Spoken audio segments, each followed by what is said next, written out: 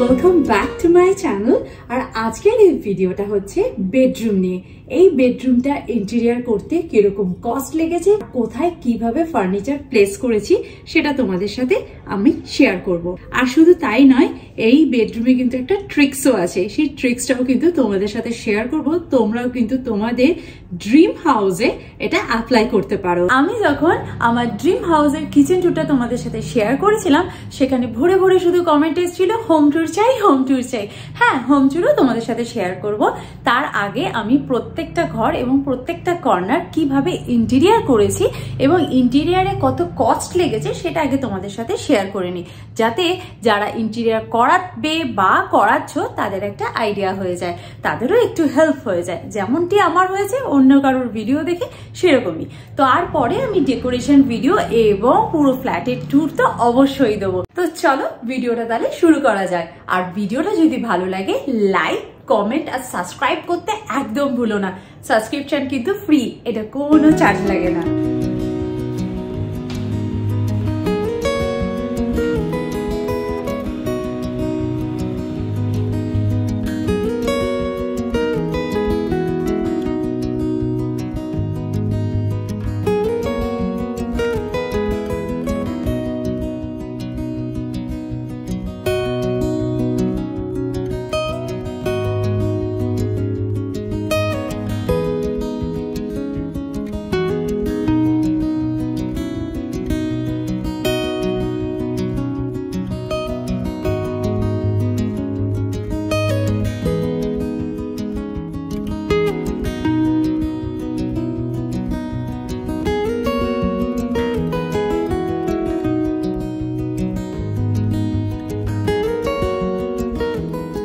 এই হচ্ছে আমাদের মাস্টার বেডরুম। মাস্টার বেডরুমে এই যে ডোরটা রয়েছে, এই ডোরটা কিন্তু ফ্ল্যাটের সমস্ত ডোরের সাথে ম্যাচিং করা, মানে স্পেশালি বেডরুম মানে ড্রয়িং রুমের সাথে যে যে ডোরগুলো আছে সেই ডোরগুলোর এই ল্যামিনেশনের সঙ্গে ম্যাচিং করা আছে প্রত্যেকটা ডোর। আর এই ডোরটাকে পুরোটা কভার করে এখানে একটা ছোট্ট ছোট্ট করে কাটিং করা হয়েছে। ওরা বলেছিল টিপাট্টি লাগাবে, বাট টিপাট্টি না কিছুদিন পরে উঠে যায় তলা থেকে, সেই জন্য আমি টিপাট্টি লাগাইনি, এখানে ব্ল্যাক কালারের পলিশ ইউজ করেছি। আর এই লকগুলো আমরা বিল্ডারের থেকেই পেয়েছি, গোদরেজের লক। আর যেহেতু দরজাটা বন্ধ হলে ঘরের থিমের সঙ্গে ম্যাচিং করতে হবে, সেই জন্য এখানে হোয়াইট ল্যামিনেশন এবং নিচে উডেন একটা ল্যামিনেশন আমরা চুজ করেছি। এই জায়গাটা বেশ অনেকটাই জায়গা বলতে পারো। তারপরে এইদিকে ঘুরে এসে আমি এটা ইন্টেরিয়রের সব কাজ শেষের পরে আমি এটা করতে বলেছিলাম। এখানে আমি একটা লেনিন ক্লোজেট টাইপের বানিয়েছি, খুবই সরু মতো, ছোট্ট মতো। তবে প্রত্যেকটা কেক করতে কত কি খরচা হয়েছে আমি পরে বলেছি, আগে আমি বেডরুমের স্ট্রাকচারটা তোমাদেরকে বলে দিই। আর এই ক্যাবিনেটটা কিন্তু হ্যাঙ্গিং করা আছে, যাতে আমার এই ওয়েট মেশিনটা তলায় রাখতে পারি। আর সব থেকে প্লাস পয়েন্ট হচ্ছে এখানে একটা ড্রয়ারও করা আছে, আর এর তলায় রোবট ক্লিনার আরামসে ঢুকে ক্লিন করতে পারে। আর এটা হচ্ছে বাথরুমের দরজা। এটা বাথরুমেরও এই জায়গাটা পুরো ল্যামিনেশন করা আছে, কারণ এরপর থেকে শুরু হয়ে যাচ্ছে আমার ওয়ার্ড্রপ এবং বেডরুম এরিয়া। এই বেডরুমে একটা প্লাস পয়েন্ট আছে, ডোর ওপেন থাকলে মাস্টার বেডরুম যেহেতু একদম ড্রয়িং রুম থেকে বা ডাইনিং এ যদি কেউ আসে ঝট করে বেডরুমের ভেতরটা দেখতে পারে না, কারণ এই দিক থেকে ঘুরে আসার ব্যাপার আছে। তো যাই হোক, এখানে আমি রেখেছি আমার ওয়ার্ড্রপটা। আর এই দিকে দেওয়ালে আমি একটা ওয়ালপেপার লাগিয়েছি, আর এটা এশিয়ান পেইন্টসেরই ওয়ালপেপার। এই প্রিন্টটা আমার ভীষণ ভালো লেগেছে, কারণ আমাদের এই অ্যাপার্টমেন্টেরই কমিউনিটি হলের ওইখানে, মানে যেটা এমএলসিপি আছে, সেখানে বিভিন্ন জায়গায় বিভিন্ন ভাবে ডেকোরেট করা। তো এটারই কালার ভার্সনটা রয়েছে গ্রিন আর ব্ল্যাক দিয়ে, ওটা তোমাদের পরে একদিন দেখাবো। আর আমি একটু গ্রেইশ অ্যান্ড হোয়াইট ক্রিমের ওপরে এটা চুজ করেছি। আর এটা পুরো ওয়ালটায় আমরা লাগাতে পেরেছি। আমাদের বেড কিন্তু ওয়ালের সাথে ফিটিং নয়, সেই জন্য আমরা পুরো ওয়ালটাকে ওয়ালপেপার দিয়ে কভার করতে পেরেছি। থেকে আসার পরে রাইট হ্যান্ড সাইডে আমার ওয়ার্ড্রপ আর এই ওয়ালপেপার এই পেপারটা পড়ছে। তারপরে আমার বেড শুরু হয়ে গেছে। এই বেডে কিন্তু একটা ট্রিক্স আছে, আমি তোমাদের সাথে পরে শেয়ার করছি।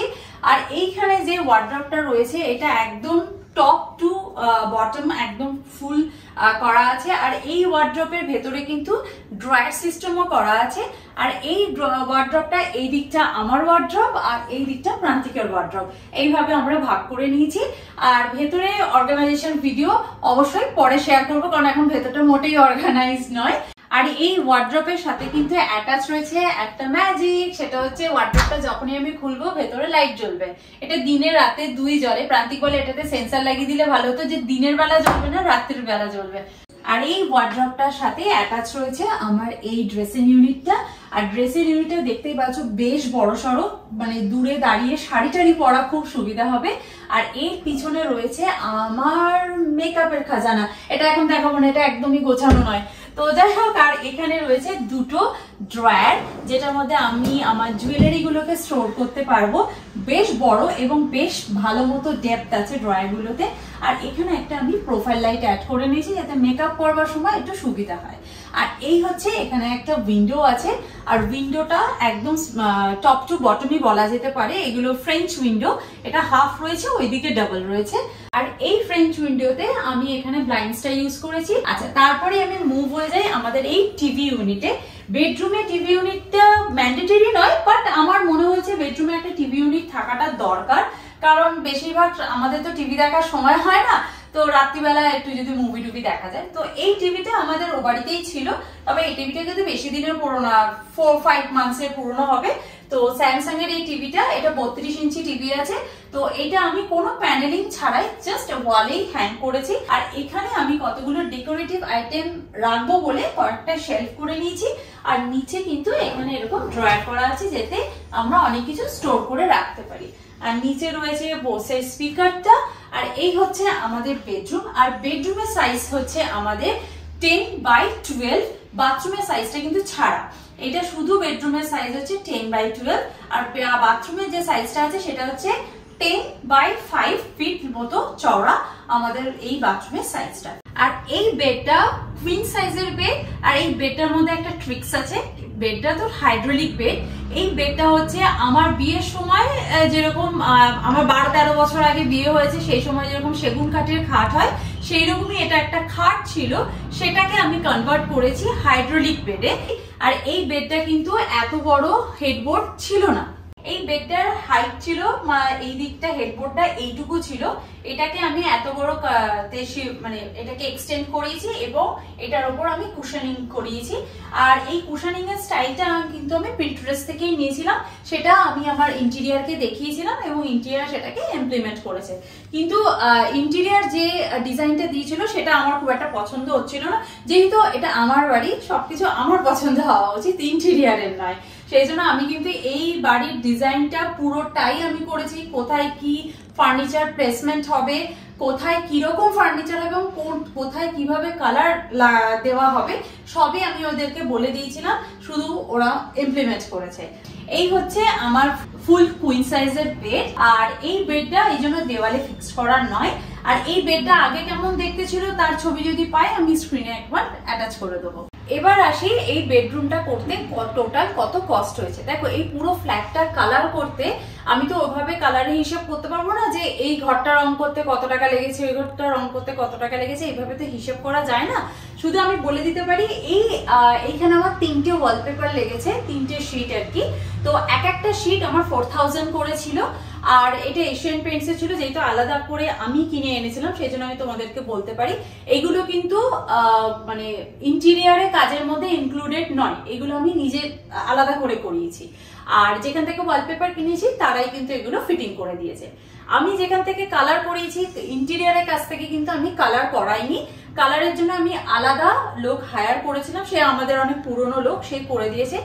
এই পুরো ফ্ল্যাটটা কালার করতে উনি চার্জ নিয়েছিলেন 35,000। তার মধ্যে প্লাস্টার করা, প্যারিস করা এবং সমস্ত ওয়ালের যা যা কাজ হয় সবই উনি করেছেন। এবং এখনো পর্যন্ত আমার ওয়ালে টাচ আপ বাকি আছে, কারণ উনি বলেছিলেন পুরোপুরি ফাইনালি মুভ হয়ে গেলে একটু দেওয়ালে স্ক্র্যাচ বা ধুলো লেগেই যায়, তো সেগুলো উনি টাচ আপ করে দেবেন।